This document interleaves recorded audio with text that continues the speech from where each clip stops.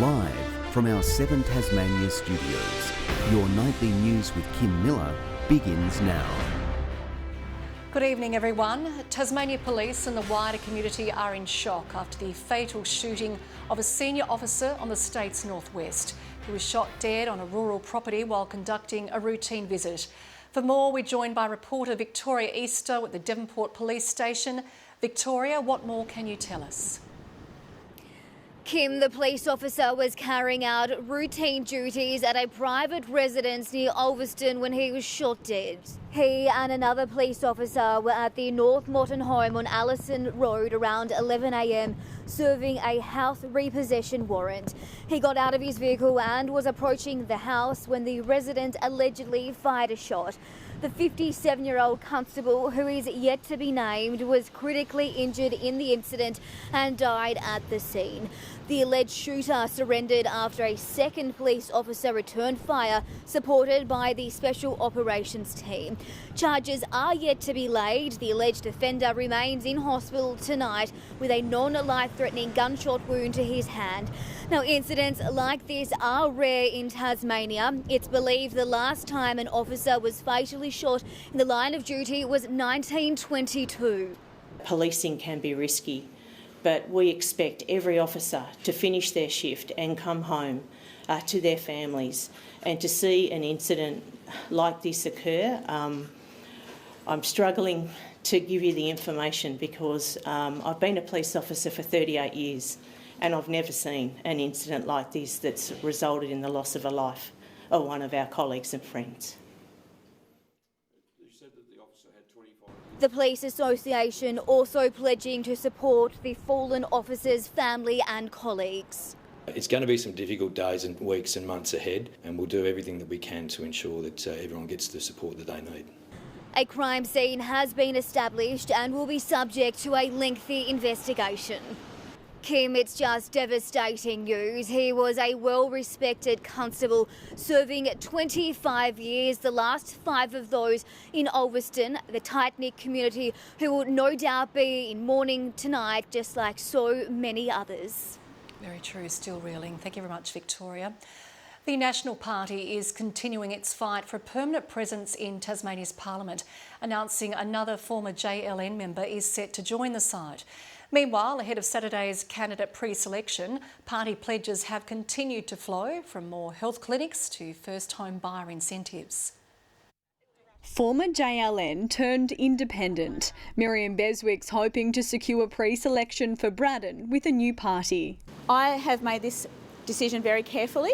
I really feel that the Nationals' values align with my own. She'll join former colleague and Lions candidate Andrew Jenner, but National Senate leader Bridget McKenzie remains tight-lipped on who else might be joining the side. We've been speaking to a raft of people throughout that time. I'm not going to go into private conversations. But it was who might or might not build a Mac Point stadium dominating questions today. Labor admitting it's seeking advice from multiple stakeholders on whether to push forward with fast-tracking stadium legislation or to back the project of state significance. We've been consulting with people from the Property Council, from builders, from the AFL team itself, from local stakeholders like the RSL for a long period of time now. Utterly garbage that Labor needs to take time to work out their position on fast-track special approval legislation. That is a corrupted process. Every day there's a different position, a different policy from Labor when it comes to their commitment to the stadia or whatever it might be. Elsewhere, both major parties pushed policies. The Liberals confirming a commitment to more breast screening facilities. The permanency of having breast screen here permanently in Devonport is much welcome for the whole community. Labor hopeful its plan to provide up to $30,000 in stamp duty relief for young people wishing to build a new home will see more choose to stay in the state. About 40% of the cost of building a new home is taken up with taxes. So this goes a long way. Ruby Cairns, 7 Tasmania News. The Tasmania fire truck has flipped on the Bass Highway on the way to a structural fire in Elizabethtown shortly before 7 this morning. The driver escaped with minor injuries but was taken to the Launceston General Hospital for observation. The light tanker suffered extensive damage. It's likely to be written off. Dark Mofo has wrapped up in spectacular style. The festival's finale, the Ogga Ogga, attracting thousands of spectators to Hobart CBD. It was a fiery end to the official 10-day program, which transformed the city into a mecca for dark arts and fire-fuelled feasts. The Morgine skate taking a final scenic spin through the streets of Hobart.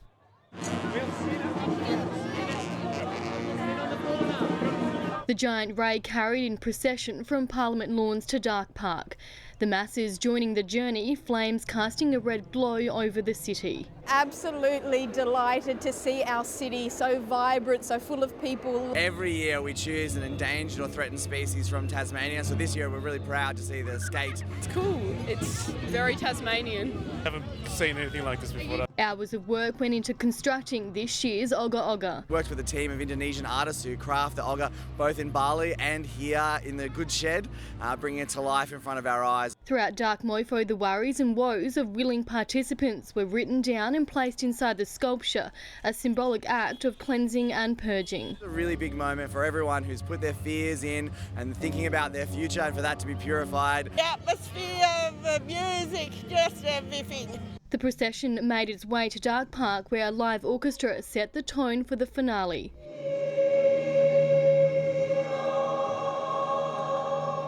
As the skate erupted into a fireball in spectacular fashion.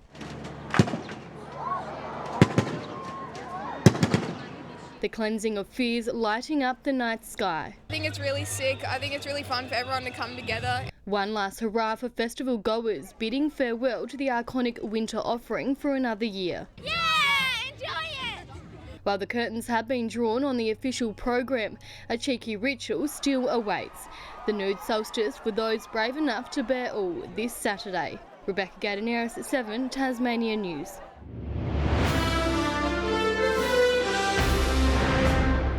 A man remains in custody after allegedly threatening a woman with a firearm at Hobart's Henry Jones Art Hotel yesterday. Police say the incident unfolded inside one of the hotel rooms around 3 p.m. The woman managed to escape to safety while the 28-year-old man fled the building, leading police on a short chase to Liverpool Street. He's been charged with assault and firearm offences. Authorities seized several weapons and investigations are continuing.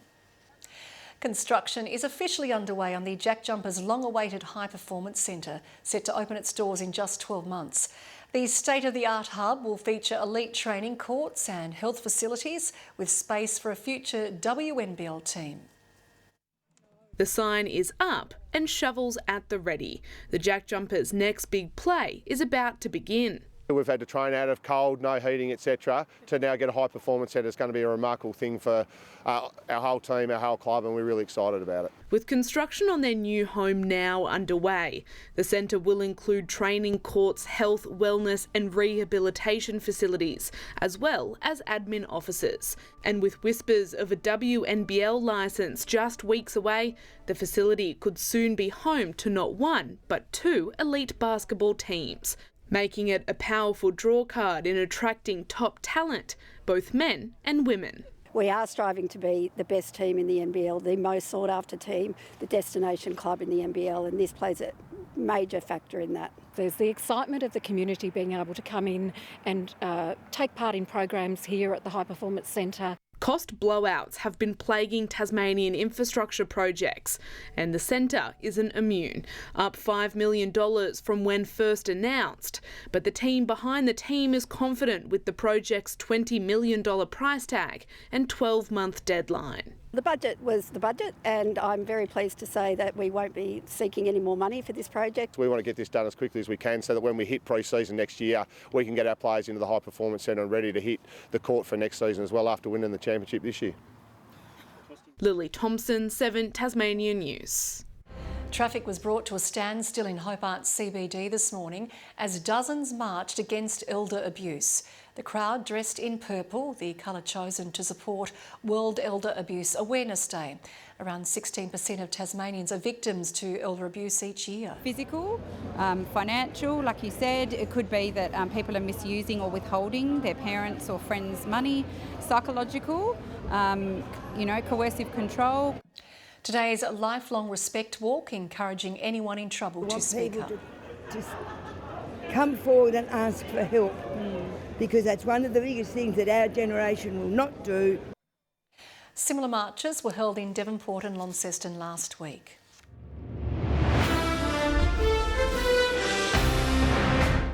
North Launceston say their 15-point win over crosstown rivals Launceston sets them up nicely to take on the SFL in this weekend's representative clash. Tensions are already simmering, with the NTFA suggesting the SFL has been selective about when and where they choose to play. They didn't want to travel and play up the northwest the other week, so it'll be an interesting team balance for them and see if they can get that right. The rep clash is just the beginning of a packed football schedule over the next couple of weeks, with Tasmania's state team set to host Queensland in Latrobe on July 5. It doesn't look like Chapper fans will have to wait long to find out who will fill Milton Doyle's shoes in the Ant Army roster. The club says it's in the final stages of locking in its last import player.